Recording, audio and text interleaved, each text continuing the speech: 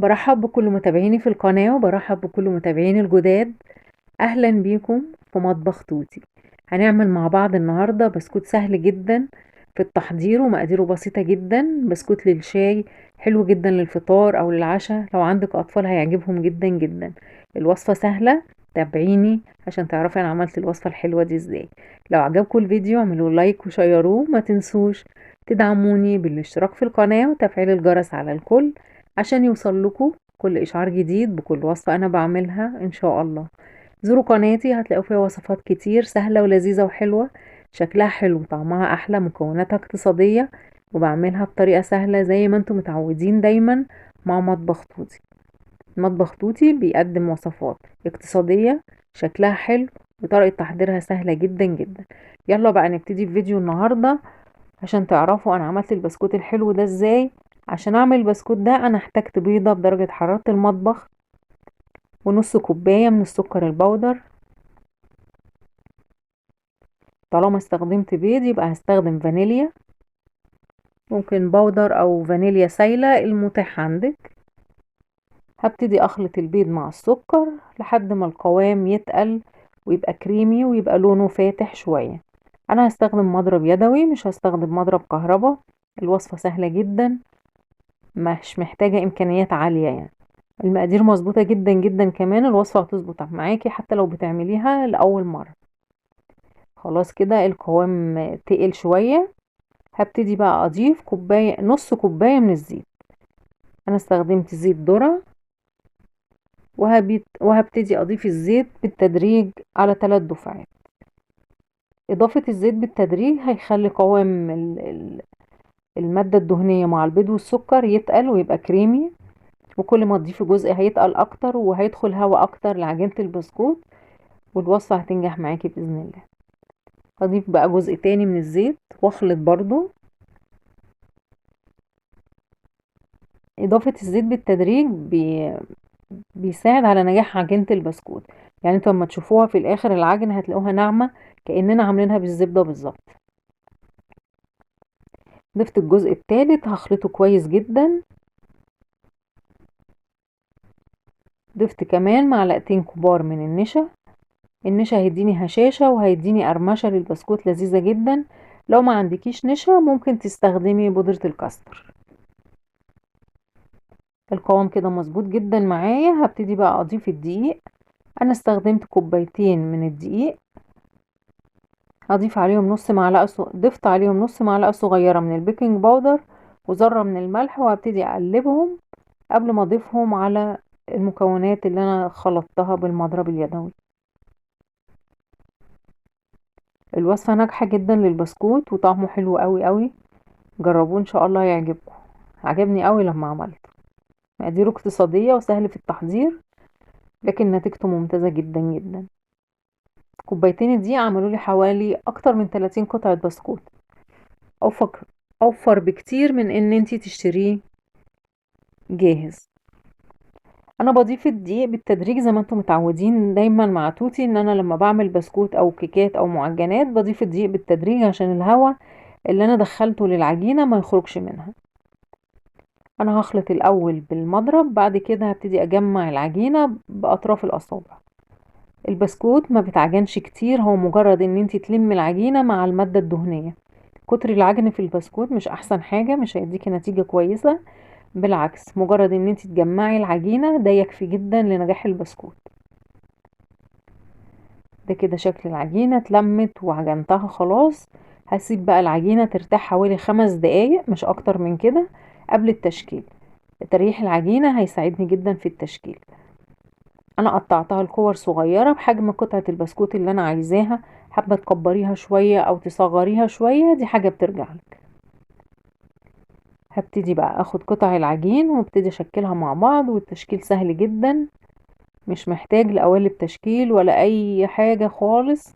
من مطبخك كده هتعملي البسكوت القمر ده بسكينة كده. هتبتدي تعملي خطوط بالطول وبالعرض بس كده، هتديكي شكل هايل للبسكوت. انا حطيت نص معلقة صغيرة بس من البيكنج باودر، فالبسكوت مش هيفرش او حجمه مش هيزيد، لكنه في نفس الوقت هيبقى هش جدا ومقرمش.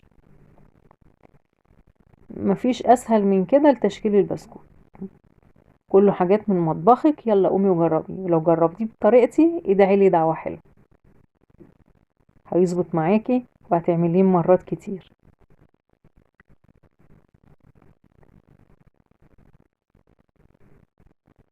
بظهر معلقة بقى، بالسكينة زي ما انا عملت، يعني اعملي الشكل بقى اللي يعجبك. ممكن بالشوكة تضغطي عليه هتديكي خطوط برضو، يعني المتوفر عندك اعملي بيه، مفيش حاجة هتعطلك. يعني من انتي ما عندكيش قوالب التشكيل البسكوت مش هتعملي بسكوت، لا برضو هتعملي بسكوت طالما انتي بتتابعي مطبخ توتي. لو انتوا لسه متابعين الفيديو اعملوا له لايك، وما تنسوش تدعموني بالاشتراك في القناة وتفعيل الجرس على الكل عشان يوصل لكم كل اشعار جديد بكل وصفة انا بعملها ان شاء الله. كده خلاص انا قربت اخلص الصينية الاولانية، مش بتاخد وقت خالص، وبحاجة بسيطة من مطبخك شكلتي البسكوت، وفي نفس الوقت الشكل حلو لما يتخبز كمان وتشوفوه هتعجبكم جدا جدا. دخلي بقى البسكوت على فرن درجة حرارة 170 على الرف الاوسط لحد ما القاع ياخد لون ذهبي كده فاتح، وشغلي الشواية ادي لون ذهبي كمان للوش، وده هتشوفوه في الخطوة الجاية من الفيديو. حوالي مدة الخبز حوالي 15 دقيقة ل20 دقيقة، مش اكتر من كده. اي مخبوزات بيبقى فيها سكر بتستوى بسرعة وبتتحمر بسرعة. وده الشكل النهائي للبسكوت بعد ما خرج من الفرن، اخد لون ذهبي من القاع واخد لون ذهبي من الوش. طعمه حلو جدا، هش ومقرمش، مقاديره بسيطة، ما اخدش وقت خالص في التحضير. جربيه. والكوبايتين الدقيق عملوا لي الطبق اللي انتوا شايفينه ده، يعني عمل كمية كبيرة من البسكوت. وصفة سهلة تنفع للفطار او في العشاء، حلو جدا هتقدميه مع الشاي، روعة بصراحة، وشكله قمر زي ما انتوا شايفين. يلا اعملوا لايك للفيديو، شيروه ما تنسوش. انا هكسر بسكوتة بقى، شايفين مقرمشة ازاي وهشة من جوه جدا، طعمه خطير خطير خطير. اهم حاجة في التسوية ان انتي ما تدوش لون غامق. لما تعجني العجينة اعجنيها باطراف اصابعك، علشان مش احسن حاجة ان انتي تعجني البسكوت كتير. استخدمي دقيق مخصص للحلويات، الكيك والبسكوت، او دقيق متعدد الاستخدامات هيمشي معاكي برضو، هيديكي نتيجة كويسة. الافضل ان انت تريحي العجينة حوالي 5 دقايق قبل التشكيل. والتشكيل انتوا شفتوه سهل جدا، مجرد ان انت بتعملي كورة وبتضغطي عليها وبتعملي خطوط كده بالسكينة بشوكة بمعلقة المتوفر عندك. الطريقة سهلة جدا جدا والنتيجة ناجحة، هيظبط معاكم حتى لو عملتوه اول مرة. طعمه قمر قوي، طعمه لذيذ جدا، جربوه، انا متأكدة ان هيعجبكم والوصفة هتظبط معاكم كمان. شايفين؟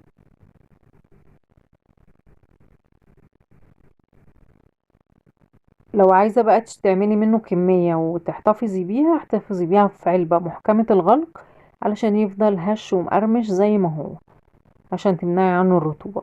والافضل ان انتي تحطي حبات، يعني حبة رز صغيرين كده باطراف اصابعك في العلبة اللي هتحفظي فيها البسكوت، عشان الرز بيمتص الرطوبة ويفضل البسكوت محافظ على القرمشة بتاعته. ما تنسوش بقى لو عجبكم الفيديو وجربتوه والوصفة نجحت معاكم اكتبولي في التعليقات. يا رب وصفة النهاردة تكون سهلة وتنفذوها، ولو ان حد نفذها وعجبته يكتب لي في التعليقات. الفيديو خلص، يا رب يكون عجبكم، يا رب يكون فيديو سهل كده ولذيذ ويكون ممتع بالنسبة لكم. ما تنسوش تعملوا لايك للفيديو ودعموني بالاشتراك في القناة وتفعيل الجرس على الكل عشان يوصل لكم كل اشعار جديد بكل وصفة انا بعملها ان شاء الله.